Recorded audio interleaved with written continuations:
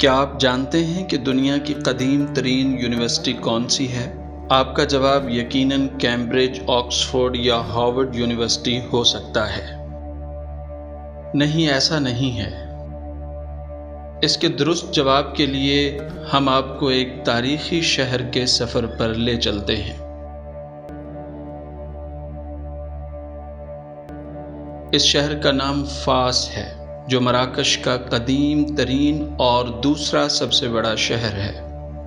فاس کی سب سے بڑی خوبی یہاں کی یونیورسٹی ہے، یونیورسٹی آف القرویین۔ تاریخی مصادر سے پتہ چلتا ہے کہ 808 عیسوی میں اس شہر کی بنیاد ادریس بن عبداللہ بن حسن بن علی رضی اللہ تعالی عنہما نے رکھی تھی۔ قدیم اور تاریخی عرب شہروں میں فاس آج بھی بہتر حالت میں ہے۔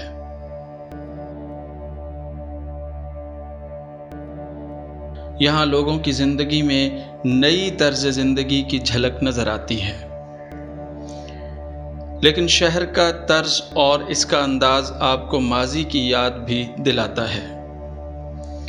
اس کی گلیاں ایک دوسرے کے ساتھ خلط ملط ہیں، آپ کو ایک کونے سے دوسرے کونے تک لے جاتی ہیں۔ شہر کے مرکز میں فوارے اور چھوٹے چھوٹے بازار یومیہ کی بنیاد پر لگتے ہیں۔ یہ دنیا کا سب سے قدیم کار فری علاقہ ہے۔ نقل و حمل کے لیے آج بھی یہاں پرانے طرز کی یکا گاڑیاں، بگیاں اور تانگے استعمال ہوتے ہیں۔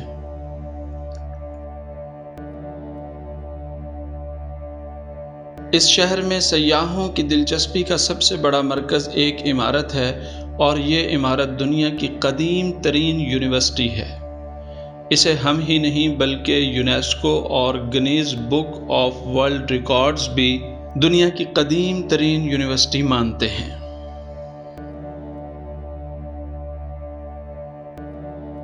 یہ ہے یونیورسٹی آف القرویین۔ جامعہ القرویین میں گزشتہ 1300 سال سے مسلسل درس و تدریس جاری ہے۔ اس یونیورسٹی کی عمارت فن تعمیر کی خوبصورت ترین عبارت کہی جا سکتی ہے۔ اس کے قیام کی کہانی بھی دلچسپی سے خالی نہیں۔ 9ویں صدی کے وسط میں جس وقت فاس کو ادریس سلطنت کے دارالحکومت کے طور پر بسانے کا کام جاری تھا، اسی دوران تونس کے شہر قرویین سے فاطمہ نامی ایک رئیس زادی نے اپنے والد اور بہن مریم کے ساتھ یہاں آ کر پناہ لی۔ فاطمہ ایک دولت مند خاتون تھیں، انہوں نے یہیں شادی کی اور بقیہ زندگی یہیں گزار دی۔ ان کی ایک اور بہن تھیں جن کا نام مریم تھا۔ جب فاطمہ کے والد فوت ہو گئے تو فاطمہ نے اپنے حصے کی دولت سے ایک بڑی تعلیم گاہ بنوانے کا فیصلہ کیا اور اس کا نام اپنے پچھلے چھوڑے ہوئے شہر القرویین کے نام پر جامعہ القرویین رکھا، جبکہ ان کی بہن مریم نے اپنے حصے کی دولت سے جامعہ الاندلسیین کے نام سے ایک مسجد تعمیر کرائی۔ یہ مسجد اتنی وسیع تھی کہ وہاں تقریباً 20,000 لوگ بیک وقت نماز ادا کر سکتے تھے۔ جامعہ القرویین کی تعمیر 18 سال میں ہوئی۔ لوگ جامعہ کی خوبصورتی اندر اور باہر سے دیکھنے کے لیے آج بھی آتے ہیں۔ یونیورسٹی آف القرویین میں چاروں جانب دروازے ہیں۔ چھت پر ہاتھ سے مصوری کی گئی ہے جس میں قدرتی رنگوں کا استعمال کیا گیا ہے۔ اندر سے یہ اندازہ نہیں ہوتا کہ عمارت کتنی بڑی ہے، لیکن باہر سے اس کی عظمت بخوبی عیاں ہو جاتی ہے۔ جامعہ القرویین کی چھت سب سٹائلوں سے تیار کی گئی ہے، ایسا لگتا ہے کہ دور سے ہریالی پھیلی ہوئی ہے۔ فرش پر مختلف رنگوں کی ٹائلیں ہیں، جس سے ایسا محسوس ہوتا ہے کہ فرش پر رنگ بکھیر دیے گئے ہیں۔